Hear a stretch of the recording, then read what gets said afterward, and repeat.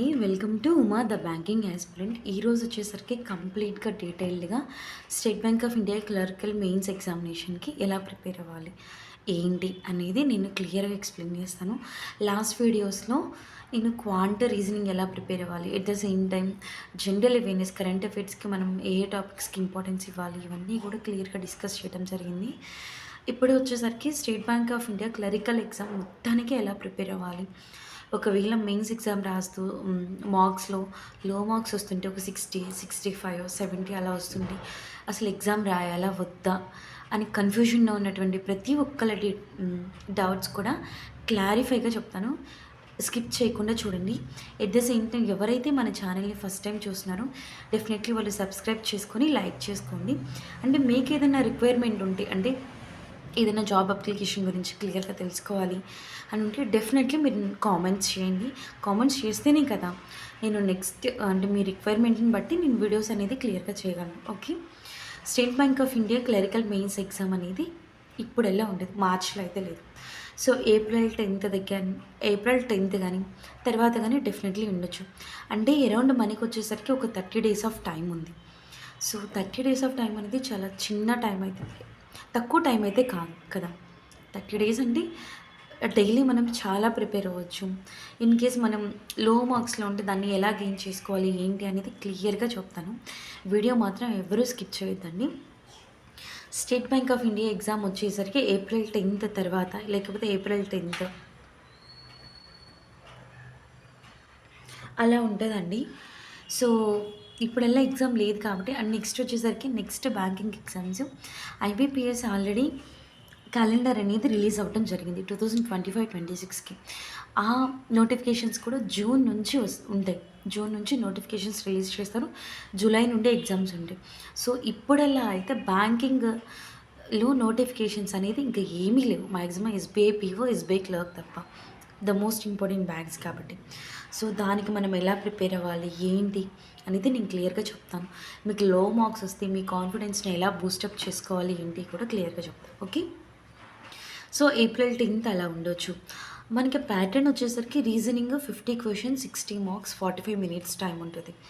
ఎక్కువ స్కోరింగ్ వచ్చేసరికి reasoning, quant, general awareness ఇవన్నీ కూడా 50 questions.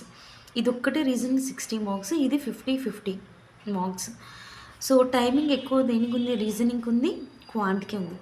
General awareness 35 marks and English 35 minutes. So, మనం దేనికి ప్రయారిటీ ఎక్కువ ఇవ్వాలి, ఎలా చదివితే మనం state Bank of clerical mains exam clear చేసి జాబ్‌లో జాయిన్ అవుతామని చెప్పాను. ఇప్పుడు సపోజ్ ఫస్ట్ రీజనింగ్ ఉంది. రీజనింగ్‌లో ఏముంటాయి మాక్సిమం ప్రిలిమ్స్‌లో ఉన్నట్టయితే కంపల్సరీ ఉండవు. పజిల్స్ ఉంటాయి. డేటా సఫిషియన్సీ ఉంటది. కోడింగ్ అండ్ డీకోడింగ్ ఉంటది. అండ్ లాజికల్ రీజనింగ్ ఉంటది. ఇన్‌పుట్ అండ్ అవుట్‌పుట్ క్వెషన్స్ ఉంటాయి. So, particular set of questions మీరు ప్రీవియస్ పేపర్స్ ఎన్నైనా వెతకండి. ఇలాంటి లాజిక్ ఉన్న క్వెషన్సే ఎవ్రీ ఇయర్ ఎగ్జామ్స్‌లో అనేది రిపీట్ అవ్వడం జరుగుతుంది.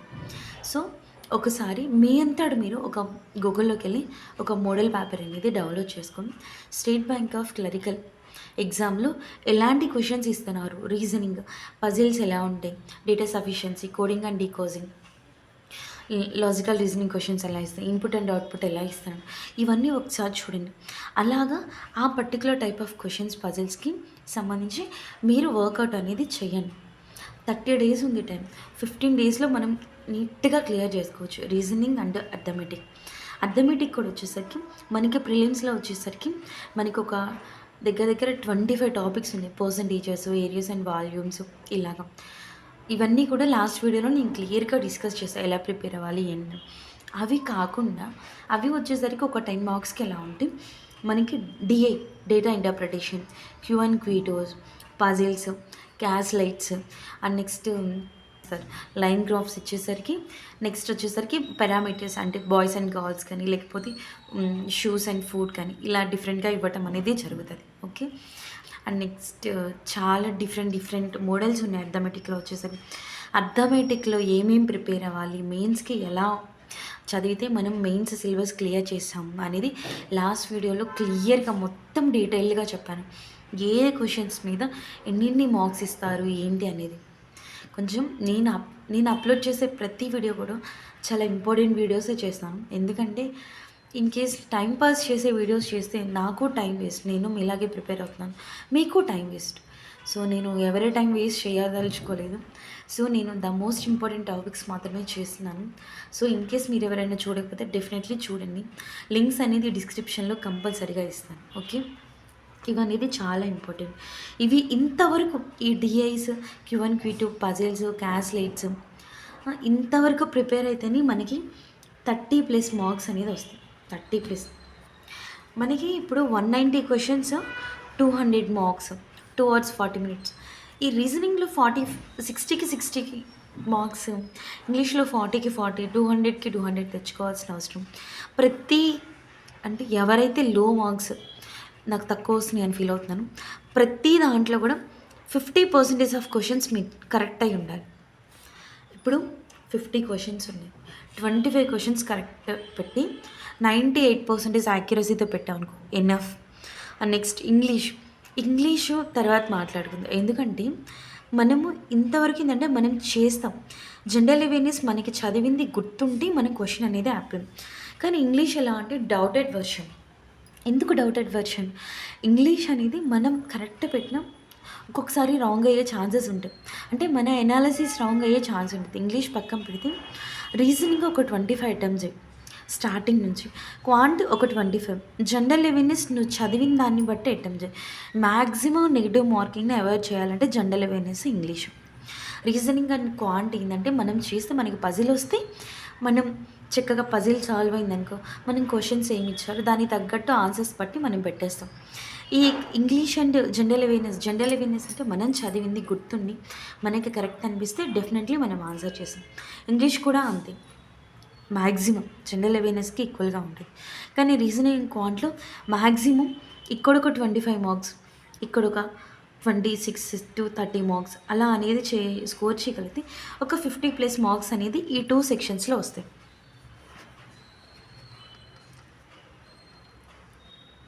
50 to 60 మార్క్స్ వచ్చాయనుకో, సపోజ్ 60 మార్క్స్ వచ్చాయనుకో. అండ్ నెక్స్ట్ ఇంగ్లీష్ ఎంత కాదనుకున్నా మనకి రీడింగ్ కాంప్రహెన్షన్స్ 2 ఇస్తాడు, కంపల్సరీగా ఇస్తాడు. నెక్స్ట్ ఇంగ్లీష్ ఎలా ప్రిపేర్ అవ్వాలో కూడా లాస్ట్ వీడియోలో చెప్పాను. నేను ఆల్రెడీ మళ్ళీ చెప్తున్నాను. ఇంగ్లీష్లో రీడింగ్ కాంప్రహెన్షన్ ఇస్తాడు. అండ్ నెక్స్ట్ స్టార్టర్స్ కంపల్సరీగా ఇస్తాడు. ఎర్రర్ లొకేషన్స్ ఇస్తాడు. ఓకే. ఇంకా వచ్చేసరికి ఫిల్లర్స్ ఇస్తాడు. In different types of models. ఎంత కాదనుకున్నా 20+25+ మార్క్స్ అనేది మనం ఇక్కడ గెయిన్ చేయొచ్చు. ఒక పర్టికులర్ టాపిక్ని ఒక డే చూస్ చేసుకొని ఆ టాపిక్కి సంబంధించి డిఫరెంట్ టైప్స్ ఆఫ్ క్వశ్చన్స్ అనేది మనం చేయగలుగుతున్నామా లేదా, చేసిన వాటిలో ఎన్ని మార్క్స్ వస్తున్నాయి ఏంటి అని చూసుకోండి.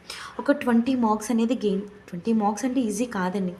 ప్రతిదీ కూడా కరెక్ట్గా పెడుతున్నామా లేదా ఇవన్నీ కూడా క్లియర్గా చూసుకొని మీరు అటెంప్ట్ చేయాలి.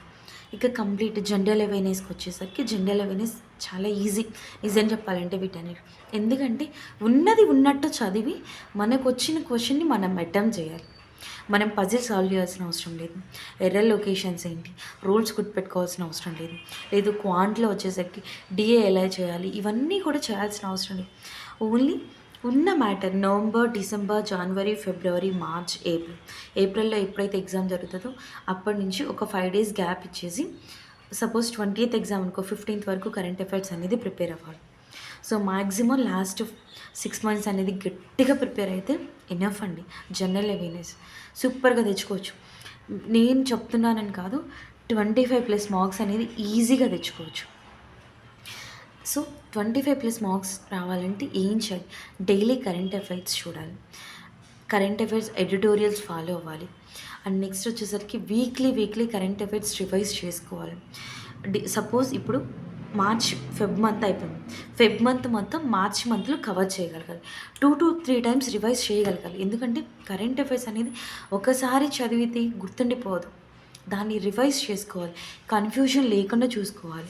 అండ్ నెక్స్ట్ సింపుల్ టిప్స్ వచ్చేసరికి కరెంట్ అఫైర్స్లో సపోజ్ ఇప్పుడు యునెస్కో ఉంది, ఎస్టాబ్లిష్డ్ డేట్ ఎప్పుడు, ఏంటి, ఏ ఇయర్లో ఎస్టాబ్లిష్ చేశారు, ఫస్ట్ ఎవరు ఎస్టాబ్లిష్ చేసింది, ఎక్కడ హెడ్ క్వార్టర్స్ ఎక్కడ ఉంది, ఇలాంటి కొన్ని క్వశ్చన్స్ ఉన్నాయి. అవన్నీ సపోజ్ కన్ఫ్యూజింగ్ ఉంది. యునెస్కో, యూనిసెఫ్, ఇలా కన్‌ఫ్యూజన్‌గా ఉందనుకో, అప్పుడు నువ్వేం చేయాలి? స్మాల్, స్మాల్ పేపర్స్ మీద రాసుకొని, నువ్వు ఎక్కడైతే ఎక్కువ ప్రిపేర్ అవుతావో, అక్కడ మార్నింగ్ లేవగానే ఒకసారి స్టిక్ చేసుకొని, అవి నువ్వు రివైజ్ చేసుకుంటూనే అవి నువ్వు మళ్ళీ రివైజ్ చేసుకునే ప్రాబ్లమ్ అనేది ఉండదు. సో, అలాగా కన్‌ఫ్యూజన్‌ని అవాయిడ్ చేయొచ్చు. సో, బై లక్ మన లక్ బావుండి చక్కగా అలాంటి క్వెషన్సే వచ్చాయనుకో, ఈజీగా అనేది మనం పెట్టగలం. సో, అన్నీ గుర్తుపెట్టుకోవాలని కాదు. బయోడైవర్సిటీకి సంబంధించి, ఎన్విరాన్మెంట్‌కి సంబంధించి, అండ్ నెక్స్ట్ హెల్త్‌కి సంబంధించి, అండ్ నెక్స్ట్ ఇప్పుడు పార్లమెంట్‌లో వచ్చేసరికి మనకి బడ్జెట్ అనేది ప్రవేశపెట్టారు కదా! సో, అందులో మాక్సిమం ఏ ఏ స్టేట్స్‌కి ఎంత బెనిఫిట్ జరిగింది. ఏదైనా స్పెషల్ మకానా బోర్డ్ వచ్చేసరికి బీహార్‌లో ఇలా ఆహ్, స్టార్ట్ చేయబోతున్నారు. సో, ఇలాంటి మోస్ట్ ఇంపార్టెంట్ టాపిక్స్ అనేది చాలా ఎక్కువగా ప్రిపేర్ అవ్వండి. బడ్జెట్‌కి గురించి కంపల్సరీగా వస్తుంది. నెక్స్ట్ కరెంట్ అఫైర్స్‌లో మనం ఏమేమి చూడాలి, స్టాటిక్ జీకే చూడాలి, బ్యాంకింగ్ అవేర్‌నెస్ చూడాలి, most important central government schemes చూడాలి. అండ్ నెక్స్ట్ బ్యాంకింగ్ రెగ్యులేషన్స్ గురించి స్టాటిక్ జీకే ప్రిపేర్ అవ్వాలి. ఇవన్నీ కూడా చదవాలి. ఇవన్నీ చదివితేనే మార్క్స్ వస్తాయి. ఈ మధ్యలో అయితే బ్యాంకింగ్‌కి సంబంధించి ఎగ్జామ్స్ ఏమీ లేవండి. గుర్తుపెట్టుకోండి. సో, దానికి తగ్గట్టు మీరు ప్రిపేర్ అనేది చేసుకోవాలి. మీరు డైలీ కూడా ప్రిపేర్ అవ్వాలి. లేదు నేను ఈరోజు ప్రిపేర్ అవుతా, రేపు స్కిప్ చేస్తాను అనుకునే వాళ్ళకి ఈ వీడియో అవసరం లేదు. మీ మీకు తగ్గట్టు మీరు టైమ్ టేబుల్ అనేది ప్రిపేర్ చేసుకోవచ్చు. నెక్స్ట్ అర్థమెటిక్‌లో స్క్వైర్స్, క్యూబ్స్ ఇవన్నీ కూడా ఒకసారి ఒక టేబులర్ ఫార్మ్ లాగా ప్రిపేర్ చేసుకొని డే ప్రిపేర్ చేసుకుంటే డైలీ రివైజ్ చేసుకోవడానికి ఈజీగా ఉంటుంది. అండ్ నెక్స్ట్ వచ్చేసి ఏరియాస్ అండ్ వాల్యూమ్స్ ఫార్ములాస్ ఉంటాయి.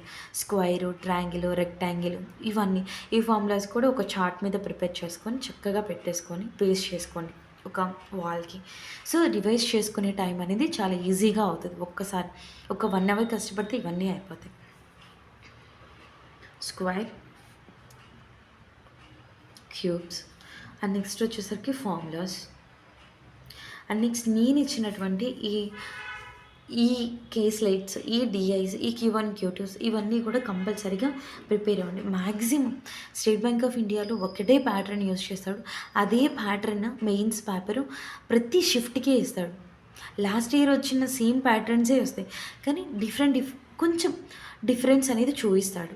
సో, అది మాత్రం గుర్తుపెట్టుకోండి. అండ్ రీజనింగ్ నేను చెప్పినట్టు puzzles, DS, data sufficiency, coding and decoding, logical reasoning, input and outputs, puzzles చాలా ఇంపార్టెంట్. ఇవి మ్యాక్సిమం రిపీట్ అవుతూ ఉంటాయి ఇలాంటి క్వెషన్స్. ఇవి బాగా ప్రిపేర్ అవ్వడానికి ట్రై చేయండి. So, okay. ఇంగ్లీష్ వచ్చేసరికి డైలీ మాక్ రాయాల్సిన అవసరం లేదు. 2 డేస్‌కి ఒకసారి మాక్ రాయండి. వీక్లీ ఒక సో, బాగా ప్రిపేర్ అవ్వండి. బాగా చదవండి. సో, ఈలోపు ఏ బ్యాంకింగ్ ఎగ్జామ్ లేదు కాబట్టి ఇవంతా కంపల్సరీగా యూజ్‌ఫుల్ అవుతది. మీరు చదివే ప్రతీదీ కూడా కాన్ఫిడెంట్‌గా, క్లియర్‌గా ప్రిపేర్ అవ్వండి. అదొకటి చెప్తాను. ఇంకొకటి వచ్చేసరికి మీకేదైనా రిక్వైర్మెంట్ ఉంటే మాత్రం కంపల్సరీగా కామెంట్స్ చేయండి. పర్టిక్యులర్‌గా నాకు ఈ టాపిక్ మీద ఇన్ఫర్మేషన్ కావాలని definitely I will try to do videos. Okay. So, information నచ్చితే లైక్ చేసి, సబ్స్క్రైబ్ చేసి, షేర్ చేయండి. లైక్ చేయండి. చేస్తే ఏంటంటే ఇది చాలా మందికి పాస్ అవుతుంది. సో, వాళ్ళు కూడా బెనిఫిట్ పొందుతారు. Okay. Thank you so much.